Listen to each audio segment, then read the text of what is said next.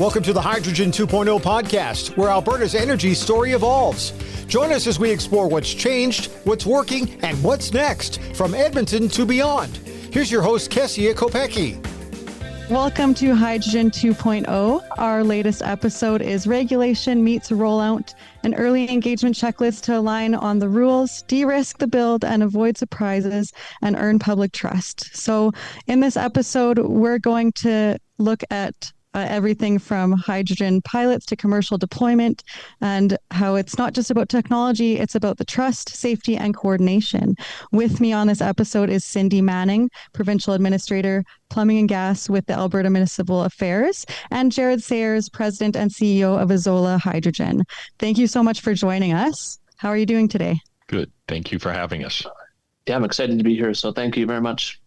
Awesome. Yeah, thank you so much. So I think the first time I met both of you was actually earlier in the month at Alberta Hydrogen Day. So that was nice. It's nice to be reacquainted with both of you and also have you speak at that as well. So thank you so much for coming. I think just first off, I'd like to start by, like I've introduced you, I've told everybody who you are and your titles, but I think it's probably best coming from you guys if you tell us a little bit about yourselves. So Sidney, I'd like to start with you. If you can tell me a little bit about your background and the projects that are important to you. Thank you very much. I've been in the mechanical industry for a little more than 40 years, and that adds some date to me. But in my current role, I participate as the Administrator for Plumbing and Gas with Municipal Affairs.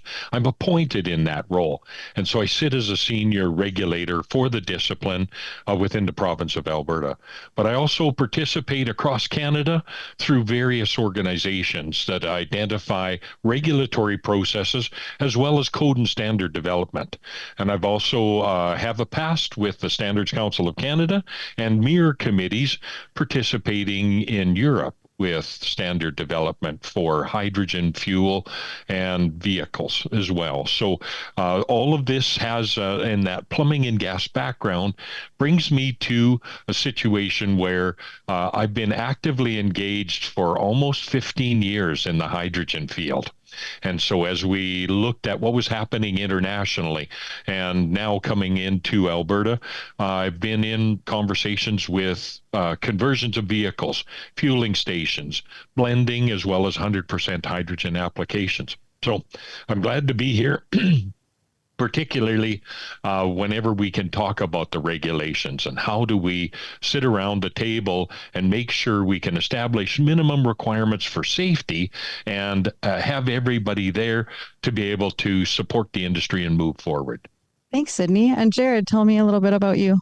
Yeah, thanks. I was born into the oil and gas industry, and I've been working in it since I was probably 16 years old. So super excited to share that with everybody. And, my oil and gas experience has been everything from pipelines to plant operations. And, I had a former company where we did a lot of work on different applications and dealt with hydrogen-induced cracking on pipelines and metals. And so that's led me to Azolla Hydrogen, where we're building infrastructure and we're building hydrogen fueling technologies, and we're building fueling stations for hydrogen fuel cell vehicles. So super excited to be able to, share that knowledge and be able to, work on some of that experience and develop some of that today and continue on with that. Jared, the Azolla Hydrogen Station on the south side of Edmonton, that's yours with the City of Edmonton, correct? Yeah, the Ellerslie site sits on the City of Edmonton with the Fleet and Facility Maintenance Building, and we co-locate the production, compression, storage, and dispensing of hydrogen for fuel cell vehicles. Awesome. Yeah, I got a chance to go to the launch or ribbon cutting for it back earlier in the year, and it was really nice. It looked very professional and made you feel like it's kind of capable of everything. So that was really exciting to have that come into the Edmonton region. You have a couple of stations, because I know Azolla operates in California and in Alberta. So where are all the stations in that Azolla is running? Yeah, so currently we'll have, by the end of 2026, we'll have 3 stations operating. So we'll have 2 going in to the city of Edmonton, and we'll have 1 with the city of Winnipeg, which will do 450 kilograms and support about 10 fuel cell buses for the city of Winnipeg. And that'll start up probably later this year, early next year. And then halfway through the next year or a little bit earlier, we'll have a second station in Edmonton. So besides at Ellerslie. So, and then you're right, we are set up to do business in California right now, and we're just waiting on that to see what develops down there. As you can appreciate, there's been a lot of changes in that, but yeah, we'll see what happens in California next. So. Yeah, and California, I guess, is pretty known for being very progressive in their green energy and innovations in that sense. So I am curious to, I guess, touch a little bit about the differences between that. But first, maybe going back to Sidney, when we're looking on the industrial side and looking at regulations and processes for these big kinds of projects, do you notice any kind of pressure that makes it tempting to, I guess, move fast before understanding the local codes and permittings? Well, first off, the differences between industrial and commercial and residential actually start to become very small when we look at how we regulate it. And so it's no different than with high pressure and low pressure or cryogenic applications. So it's really about how do we keep up with the momentum of the industry. So some of the recent excitement with hydrogen is about how do we go further? How do we get the next domino over? And that can be sometimes, which comes first, the chicken or the egg? Do we have more vehicles first, or do we have more fueling stations first? And it's the same types of question within residential and commercial applications. What comes first with that? And that creates this momentum and excitement, and there can be different ways of identifying that. I think I've seen how this is going to be benefit if we can get out ahead of this. And so there's that sense of urgency that comes with that. How do we develop the ability to participate, compete, etc. within the industry? And one of the challenges is that, are you ready? And so from a regulatory perspective, this is going to come back again and again at different conversations, not necessarily today, but it may come up again today, is everybody at the table? If we're moving stuff, well, where's transportation? If we're crossing property lines, where's energy? And where's those different regulators? And once we get into a single property application, who's doing production and storage and handling? And we have all of these stakeholders that need to be at the table. And I see Jared smiling because he can remember these conversations, because hopefully I spoke the same way to him when we were first introduced, to make sure who's at the table, that in order to move forward, we need to have all of our stakeholders, all of our partners in there, and some are from a regulatory capacity and some are from others. But making sure we have everybody around the table gives us the best opportunity to establish a reasonable timeline, because many of these partners have very prescriptive requirements. And so as we identify those, the choices that come from an owner's perspective still need to be respected, and that most of our legislation is enabling. So it says, if you want to do this, we need to establish out the requirements that are going to maintain a minimum level of safety. And so rather than going too far into the weeds with that, what I really wanted to share today is that as you rush forward, make sure everybody comes along with you. We can handle different speeds for development, but only if all of the stakeholders that are necessary are at the same level of participation or sophistication, because it's, are we documented properly? Are we engineered properly? Do we have the ability to manage other requirements? And we'll get into those as the conversation goes on. So, Jared, did you have any experience with that? I can see you nodding. And, Yeah, I think, Ellerslie is a prime example of what Sidney's talking about. And I think fortunately for us, we checked a lot of those boxes of production, compression, and storage, and we brought a lot of those things that Sidney's talking about, to the table. And we could, it's a prime example of how, that's a highly engineered product that we put together from all of our different partners, from production, like with StarTech Manufacturing and Bennett dispensers and our compressor luminescers, and all those partners brought our technology and our engineering packages together to illustrate, like what we've done and to check off a lot of the boxes that Sidney is referring to. And I think, we did work together early with the Alberta Boiler Safety Association and Sidney and his team and the City of Edmonton and gas permitting to try and pull all those permits together and to be able to illustrate and get everybody on the same page. So I think what Sidney's talking about is really, essential to be able to do. I think there'll always be schedule pressure, but I think people confuse schedule pressures and, moving fast. I think, you have to be able to, and having some years of experience building equipment, these are just, things that are common and we all need to bring to the table, because there is existing standards and codes. We just need to make sure that we're applying them correctly and we're using sound engineering principles, and we can back up why we're using a particular piece of equipment and how it's being used, and to ensure that, we are doing things in the safest, most efficient way possible. And I think at the end of the day, that's what we're trying to all do. And, I think those are the two things that drive Azolla Hydrogen are safety and quality. So looking at this project, and especially from a regulatory perspective, this project or any of your other projects, what's something that really stands out that you feel made that process such a success for you? Yeah, I think the communication, like getting everybody on the same page. We did a lot of walkthroughs. We had a lot of people come and see the equipment, and being able to actually see it and walk through it and understand how it functions.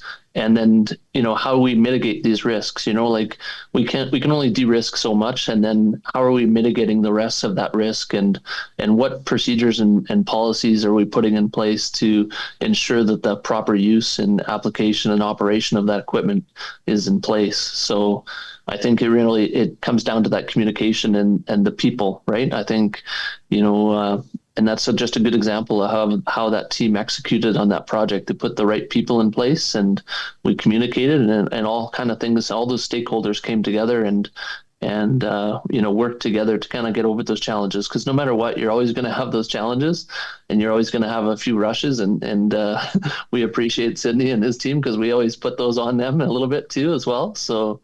But when you have that relationship and you start to build that trust and the understanding that, we are trying to do things in the safest, most efficient way possible, then you start to, work together a little bit more efficiently and understand how everybody's got a role to play in this. And sometimes, we have challenges and we have to meet in the middle or find common ground, and you fall back on those relationships to make those things happen. Sidney, do you have anything you want to chime in with on this one?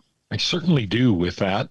To build on what Jared's talking about is that the more we were able to establish jurisdictional boundaries, to be able to identify this belongs to energy and this belongs to the pressure equipment regulator, and at this point it transitions into a fuel and that needs to be regulated by the local authority having jurisdiction.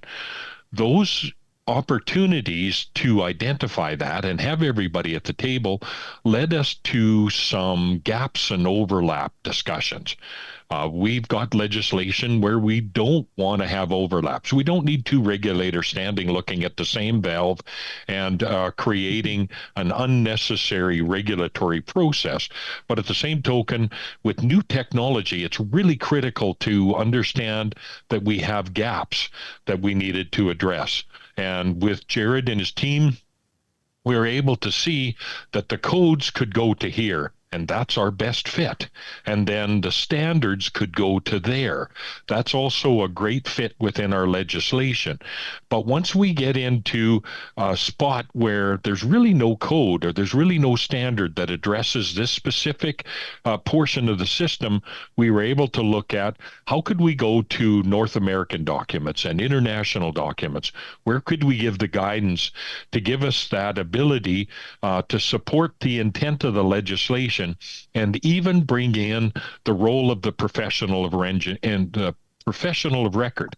How could that engineer be able to give us the confidence that we've addressed safety while considering operational requirements for which we don't have that pre-designed set of requirements?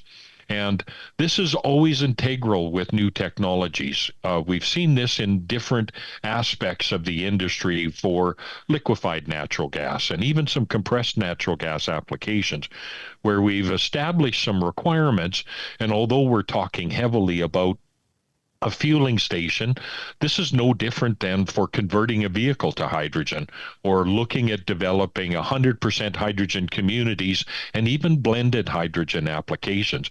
We still have the same process and the same stakeholders, even though they have varying roles. And in these applications, we're looking at how can we create a documented process to be able to track what's actually happening and make sure that we have all the players at that table and they're all feeling satisfied. So I really think that this was successful because we were able to blend that and recognize that many of us had never been here before. So in doing that for the first of its kind, there tends to be some reluctance from many of the stakeholders, and it's about making sure we bring everybody up to that same level of confidence so that we were able to support moving forward. I like that you said that many of us haven't been here before because it's hydrogen, it's an emerging economy. A lot of the technology is really new, although much of it also kind of stems off of traditional oil and gas and energy infrastructure and technology as well, right? It didn't start from nowhere. But with that, as new technologies evolve and innovation continues, and there's already regulations in place, would those regulations adapt with the industry down the road, or would new technology providers have to fit into it? There's a bit of both of that. So regulation ideally would evolve at the same time to harmonize with it so that we had the right language in the regulation and the right reference standards and codes to be able to support this. There's often challenges with that, where the legislation can be cumbersome and does have some challenges when keeping up. One of the challenges that we're really facing now is the availability of certification standards in the North American community. So when we look at things like furnaces and hot water tanks, you can't go out and buy a hydrogen furnace or a hot water tank. It's a really complex process to satisfy the legislation. And it's no different with the fueling station, that because we've got such young codes and standards that are challenged to grow to the industry, we're looking at referencing of references. And so we end up with a series of documentation that we may or may not have any experience with. So as we look to not degrading requirements, but as we look further abroad to identify guidance, we've got legislation that's really clear. If you have a Canadian code and standard, here's how you go from A to B to C. If you do not have that, then we've got a much more complex process.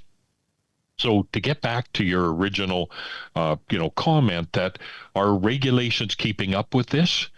Well, and then we also have to expand that there are many ministries involved and many different regulations. So as regulations are being considered regarding how do we cost recovery within the industry? How do we manage safety with installations? So all of these regulations are being looked at in real time as we speak. So as we see one regulation advance, there's an opportunity for others to consider or to come up.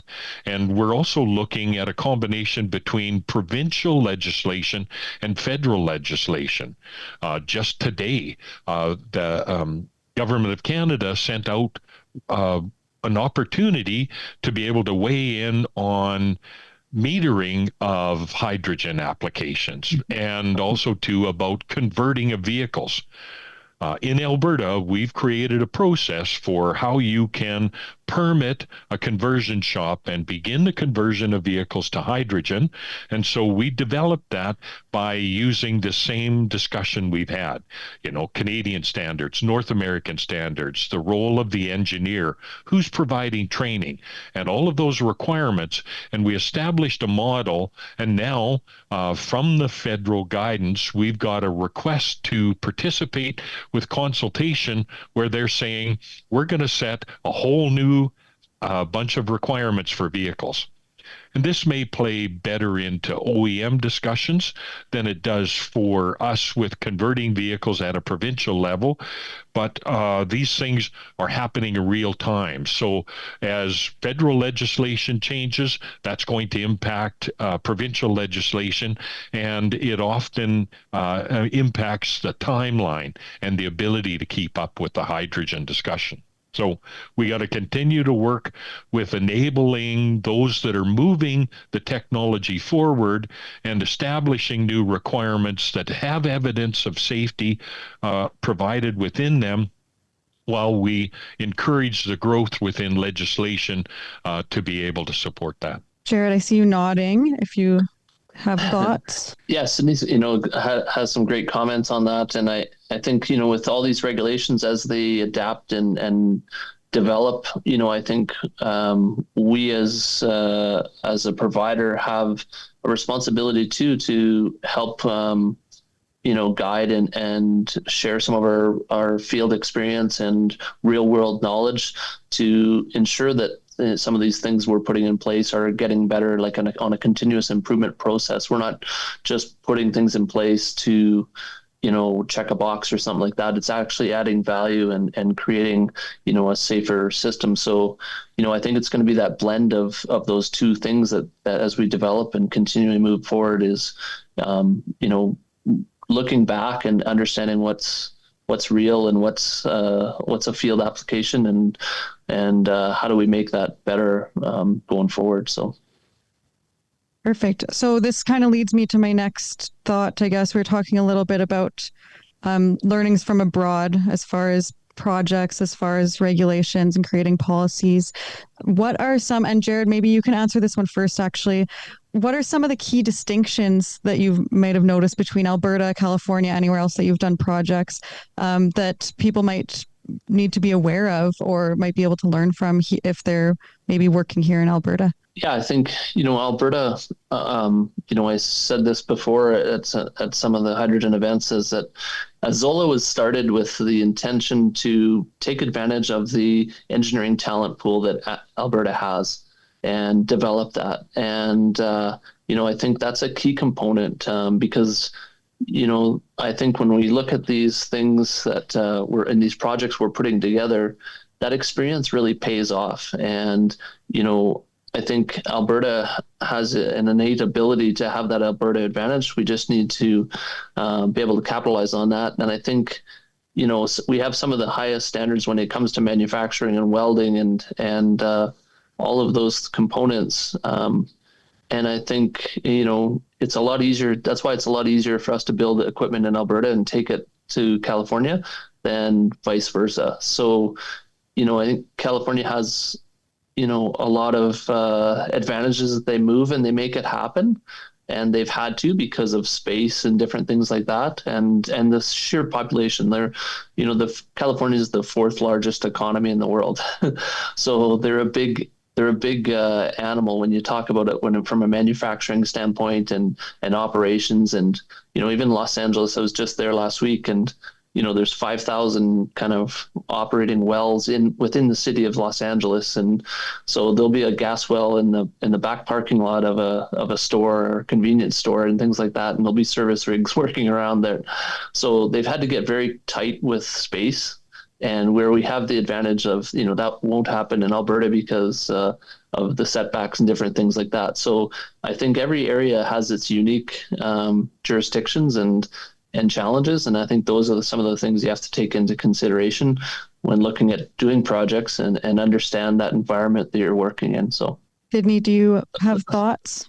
Yes, I do I my was best hoping you to would. continue to participate. And that is that as we look across Canada, there are a number of different models that need to be considered. We have a privatized model where the local authorities in each municipality have the opportunity to be able to administer these requirements. It's very different than having a one-stop shop with TSASC in Saskatchewan or perhaps TSSA in Ontario.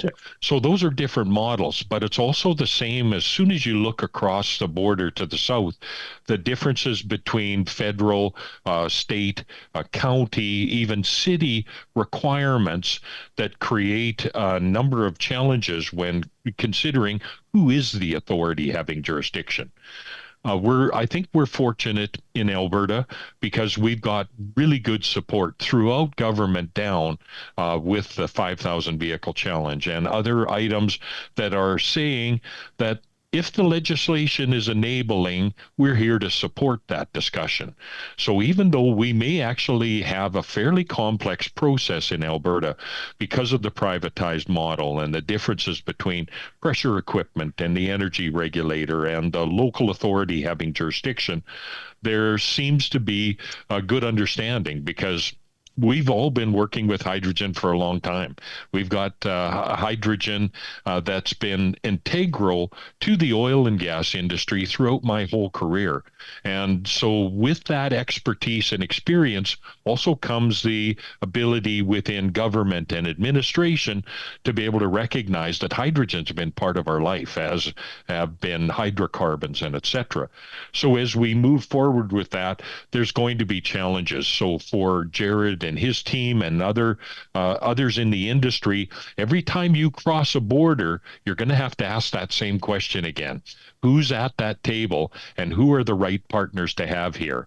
Because we've been talking heavily today about those stakeholders in Alberta, and that they may be very similar in every other jurisdiction, but some of them are going to be much more obvious and have a very broad footprint to be able to talk about how they can or cannot regulate an activity that falls under specific acts and legislation. Thank you so much. Yeah. So I'll leave you with this last question or more of a thought. When we're looking at projects today and deployment of this kinds of technology into the real world, and we're looking at the different mindsets and perspectives that are happening right now, what's one mindset or perspective that you wish industry would be able to take on as of today or tomorrow moving into any project? Yeah, I think it's always, unfortunately with hydrogen, we've had a lot of hype and a lot of over promises and under delivering. And I think, if there was one thing I would want people to be realistic and be pragmatic and do more and talk less. But communication is still key. I always say we should do more faster. But yeah, I think, it is getting out there, getting these projects done and working at it and improving the systems and moving it forward. So, but yeah, please don't overpromise and underdeliver. Okay, and I'm kind of stuck as a counterpoint by suggesting that we need to talk about this all the time. So while you're pushing forward, Jared, fully support that, but keep talking about it in as best we're able, because what I would suggest in the idea of this is to make sure all of your stakeholders understand they don't have to say no. So in every one of these conversations, there's an opportunity for somebody to say no, this is hard. This doesn't fit within our legislation. I make this interpretation and I'm out. As soon as we have somebody that says no, oh, it makes this whole industry hard. And so I continue to talk about enabling legislation to be able to encourage that there is ways we can do this. There is ways we can get to here. How do we document it? How do we engineer it? How do we satisfy all of these various requirements? And although that in itself is an incredibly difficult feat, I really want to emphasize that all of the stakeholders at the table need to be able to bring the opportunity to say yes. Thanks for that. And Jared, I see there's a rebuttal there. Yeah, Sydney's got a great point. And my comment wasn't really around regulations and things like that. So it was really around, the efforts and things like that. I think when it comes to the engineering and you're right, Sydney's got a great point. People think like just because they got a no, they said it's hard. No, that's just, you have to hit, there's a hurdle that you have to hit. And those are the things that I think, unfortunately, I take those for granted, that everybody has those same high standards. And I think in industry, Sydney points out that people come to the table with something that's not at the level it should be. And, they blame industry and they blame codes and standards. And it's really not, it's their own fault. So when I say do more, they have to do more engineering and do more knowledge and investigation and understanding what they're doing and what they're talking about, and understands the codes and regulations that you need to meet or exceed. And, I think with Ellerslie, there's a lot of examples I could show you where we did things where they fell between those lines, where we did our own testing. Some of the tubing testing we brought in, and we tested tubing up to 30,000 PSI. And we tested the installer as well. So we tested the operations and the implementation of it. And so that gives us a lot of that confidence. And, I think the more that everybody understands and could see, like, I wish everybody could actually see all the background work that went into all those things and all those conversations that we had with Sidney and his group and all the teams and the stakeholders, because if we could do a shrunk down version and to illustrate to people that, it would be great to help industry. I think people would definitely love to see that. Yeah. Well, because there was that opportunity that information was being brought from outside of Canada and outside of Alberta with the expectation that this looks like good information. This looks like this should meet all the requirements, but it needed to be tested, much as Jared said, against that provincial requirement. What are the abilities of the regulator to consider equivalencies or establish that minimum requirement based on prescriptive provincial legislation, so code standards, all of those kinds of things, and that needs to be a growth, so that representing the owners and designers, engineers, builders, and installers, that team has to bring that sophistication to be able to work with the regulator and provide evidence that they can interpret. Well, I think this concludes our episode for today. We've covered a lot of ground. For anybody listening, we can put in Sidney and Jared's information if you do want to get in touch with them. Thank you, Sidney, and thank you, Jared, so much for joining us today on our latest episode of Hydrogen 2.0. And I hope to see you both soon at some sort of event in the Edmonton region or in the office here. So, yeah, looking forward to what you're doing next as well. Sounds great. Thanks for having us. Thanks, Thank Sidney. you. That's it for today's episode of Hydrogen 2.0. If you are looking to learn more about the Edmonton region's hydrogen economy, learn more about the Edmonton Region Hydrogen Hub, or get in touch with us, you can visit hydrogen.ca or send us an email at hello@hydrogen.ca. Also, feel free to follow us on LinkedIn, the Edmonton Region Hydrogen Hub, to stay up to date on all the news and all the activities happening in our hydrogen economy.